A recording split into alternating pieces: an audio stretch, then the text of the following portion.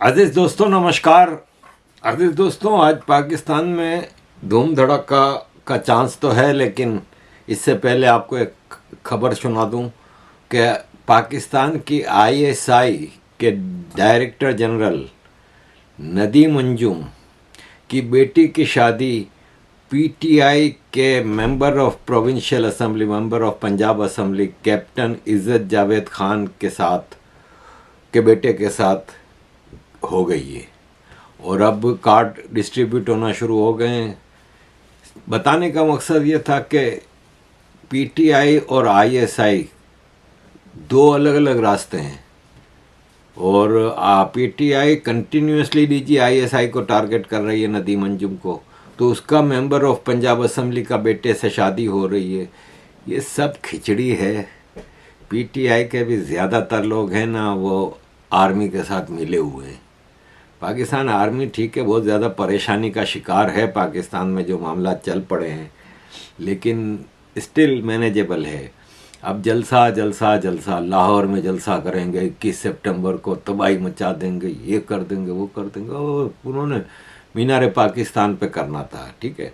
अब वो मीनार पाकिस्तान पे जलसे के लिए हम तो करेंगे, चाहे कुछ भी हो जाए, हम पीछे नहीं हटेंगे। इमरान खान अंदर से शोर मचा रहा है कि सब निकलना, सब बाहर आना, ये वो। परमिशन ही नहीं मिल रही थी। 3 दिन पहले से इस्लामाबाद, लाहौर के वो सारे रास्तों पे कंटेनर लगाने शुरू कर दिए। मीनार पाकिस्तान को तो बिल्कुल ही कंटेनर लगा के ब्लॉक कर दिया। गिरफ्तारियां शुरू कर दी। औरंगजेब गिचकी एमएनए गायब। फैमिली ने बताया पीटीआई के हेड ऑफिस को, तो पता चला कि इंटेलिजेंस एजेंसीज उठा के ले गई हैं। अब अजीज़ दोस्तों, बलोच गायब हो रहे हैं, पख्तून गायब हो रहे हैं, सब गायब हो रहे हैं, पीओके के गायब हो रहे हैं। लेकिन पंजाब में से ये जो गायब हो रहे हैं, ये मेहमान रहते हैं, ठीक है ना। इनको मारेंगे वारेंगे नहीं। बलोच की तो बेचारे की लाश भी नहीं मिलती, किसी किसी की लाश कभी कभार मिल जाती है, लेकिन ये तो पंजाबी है ना। तो गिरफ्तारियां शुरू कर दी, उठाना शुरू कर दिया। अब ये अबू ज़र सलमान नियाजी जेल में मिलने गए थे इमरान खान से। कहते हैं मैं 6 घंटे रह के आया हूँ इमरान खान के पास। मेरे को एक ही मैसेज दिया है कि लाहौर का जलसा हर हालत में होना चाहिए, और लाहौर के जलसे में पूरे पाकिस्तान के लोगों को आना चाहिए। अब पीटीआई वाले एक तरफ तो अमेरिका के ख़िलाफ़ और वेस्ट के ख़िलाफ़, और ये वो दूसरी तरफ ये एक्सपेक्ट कर रहे हैं कि इमरान खान के लिए वेस्ट निकलेगा। भी हम रिसेंटली फवाद चौधरी साहब का इंटरव्यू कर रहे थे, तो उनसे जब मैंने पूछा कि अगर मिलिट्री कोर्ट्स में खान साहब का मुकदमा चलेगा तो फिर क्या रिपरकशंस हो सकते हैं, उन्होंने कहा कि वेस्टर्न ब्लॉक ऐसा होने नहीं देगा और वो आवाज़ उठाएगा उनके लिए। फिर तो ये आपको लगता है कि was there something regarding Imran Khan साहब? इतना वक्त फवाद चौधरी साहब ने जेलम में और पंजाब की सियासत में गुजारा है, उतना मैंने नहीं गुजारा। लेकिन जितना वक्त मगरबी ममालिक में मैंने गुजारा है, वो फवाद चौधरी साहब ने नहीं गुजारा। ये मिथिकल बातें हैं, यकीनन नहीं होनी चाहिए। किसी भी सियासी शख्सियत के खिलाफ अस्करी अदालत में मुकदमा नहीं चलना चाहिए। लेकिन ये कहना कि जी अगर मुकदमा चल गया तो उसकी वजह से मगरब ये कर देगा वो कर देगा, ये सब वो बातें हैं जिनमें हमने अपने आप को उलझा लिया है। देखें, हकायक हकायक होते हैं, चाहे वो हमारी राय के हक में जा रहे हों या उसके खिलाफ जा रहे हैं। मैं कई साल से पाकिस्तान में जमहूरियत का हामी हूँ, मैं पाकिस्तान में सिविलियन सुप्रीमेसी का हामी हूँ। मैं चाहता हूँ कि पाकिस्तान में फौजी अदालतें ना हो। मैं चाहता हूँ कि पाकिस्तान में हर शख्स की आज़ादी और उसकी जमहूरी और आईनी हकूक़ का तहफ़्फ़ुज़ हो। लेकिन ये मेरी ख्वाहिशात हैं, जो ज़मीनी हक़ाइक़ हैं, इनमें मुझे मुदाखलत नहीं करनी चाहिए कि मैं ये कहूँ कि जी क्योंकि मेरी ख्वाहिश नहीं पूरी होगी तो ये हो जाएगा। ऐसा कुछ नहीं होगा। मगरबी ममालिक के अपने मफादात हैं, वो अपने मफादात के मुताबिक चलेंगे। किसी फ़र्द के लिए को बहुत ज़्यादा एक हद से आगे नहीं जाएंगे। आपको पता नहीं याद है या नहीं, एक तो सबकी उम्रें बहुत छोटी हैं आप लोगों की, तो आपको बहुत सी चीजें याद भी नहीं है कि जब 1979 में जुल्फ़िकार अली भुट्टो साहब को फांसी का फैसला सुनाया गया, तो उस वक्त दुनिया के तकरीबन हर अहम मुल्क के सरबराह ने जनरल ज़िया उल हक से अपील की कि लेटर्स लिखे।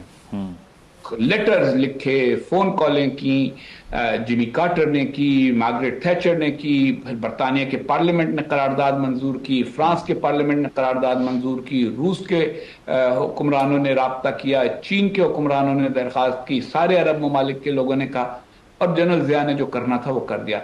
अब हमें समझना चाहिए कि हमारी अंदरूनी सियासत इसे हमने संभाला, और इसको हमें संभालना चाहिए आपस में बातचीत करके। सिर्फ टीवी के ऊपर कोई ऐसी बात कह के जिसके ऊपर हमारे हम ख्याल के हैं वाह वाह वाह, ये करके काम नहीं चलाना चाहिए।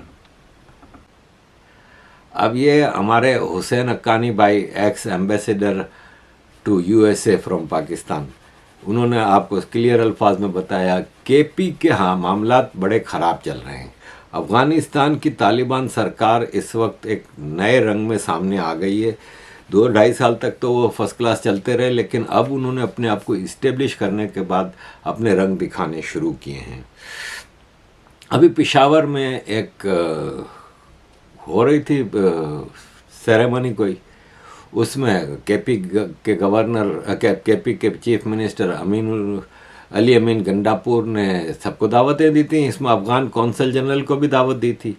तो जब पाकिस्तान का नेशनल एंथम बजा तो अफ़गान कौंसल जनरल अपने सोफे से उठे नहीं, वो अपनी जगह से खड़े नहीं हुए, बाकी सब खड़े हुए। ये एक इंटरनेशनल नॉर्म है, इंटरनेशनल एक रूल है कि किसी भी कंट्री का वो बजे तो जितने लोग उधर होते हैं उनको खड़ा रहना चाहिए, लेकिन अफ़गान कौंसल जनरल नहीं खड़े हुए। अब रीज़न इन्होंने ये बताया कि चूँकि उसमें म्यूज़िक है और म्यूज़िक को तालिबान हराम समझते हैं, इसलिए हम खड़े नहीं हुए। कोई हमारा इस तरह का इवेंट होता है तो जो भी है, चूँकि हमारा एक इस्लामी इवेंट है, जितने भी मुस्लिम ममालिक हैं उनको दावत दी जाती है, और उस पर उन्होंने क्लैरिटी से बता दिया है कि उनकी खड़े ना होने की वजह ये थी कि चूँकि हमारा वो म्यूज़िक के साथ हमारा कुमितराना पेश किया गया, तो चूँकि म्यूज़िक के उनका एक पॉलिसी है कि म्यूज़िक के साथ वो उसको वो अप्रिशिएट नहीं करते, तो उन्होंने अपना मौक़िफ़ दे दिया। उसके ऊपर कोई ऐसी वजह नहीं है कि अल्लाह माफ़ करे, पाकिस्तान के तराने से इशू था, उन्होंने मौक़िफ़ दे दिया अपना कि म्यूज़िक की वजह से वो उनकी पॉलिसी, और अपना भी तराना इसलिए उन्होंने बैन किया हुआ है कि उसे ये म्यूज़िक था। तो वो क्लैरिटी मेरे ख्याल में आ चुकी है, उन्होंने खुद ही कर दी है और बेहतर अंदाज में कर दिया। दूसरा जो आपको अब सवा और इसके दूसरे दिन ईरान के अंदर भी ये चीज़ हो रही थी, कोई सेरेमनी, उसमें ईरान के नेशनल एंथम पे भी ये नहीं खड़े हुए।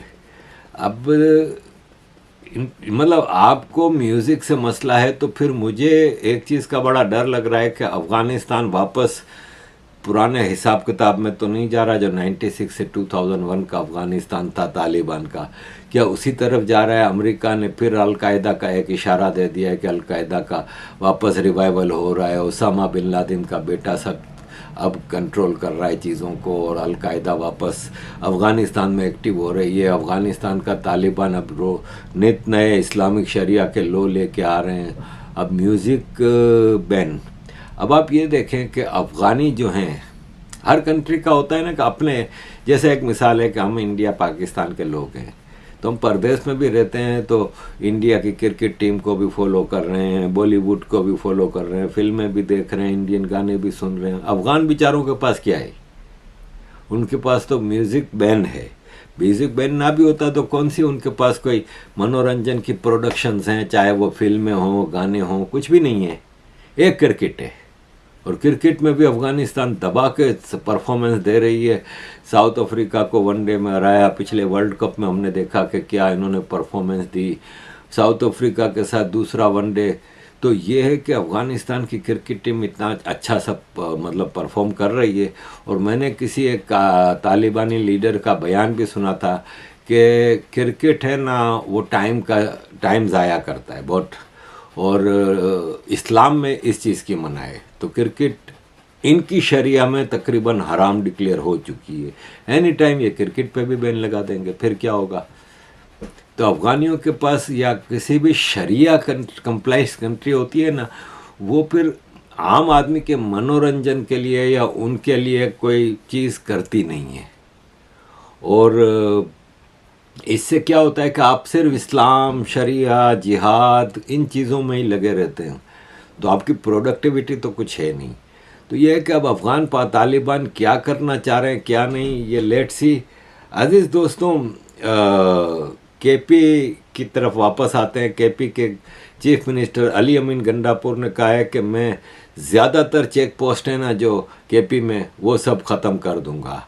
अब ये ज़्यादातर चेक पोस्ट ख़त्म कर पाता है कि नहीं कर पाता, ये हमें यकीन तो नहीं आता, क्योंकि आफ्टर ऑल आर्मी की चेक पोस्ट हैं, आर्मी की चेक पोस्ट और कोई हटा नहीं सकता। अजीज़ दोस्तों, यूनाइटेड नेशंस में भी पाकिस्तान के जो परमानेंट रिप्रेजेंटेटिव हैं मुनीर अकरम, उन्होंने कहा है कि टीटीपी वापस टेररिस्ट ग्रुप्स की अम्ब्रेला बॉडी बनती जा रही है और Afghanistan centre of global terrorism बनता जा रहा है। अजीज़ दोस्तों, हो सकता है, लेकिन जितना टेरर नेटवर्क पाकिस्तान का है, जितना टेरर नेटवर्क पाकिस्तान ऑपरेट करता है, अफ़गानिस्तान की तालिबान तो कुछ भी नहीं है। पाकिस्तान के पास जत्थे के जत्थे हैं टेररिस्ट ग्रुपों के। तो अजीज़ दोस्तों, ये बात है।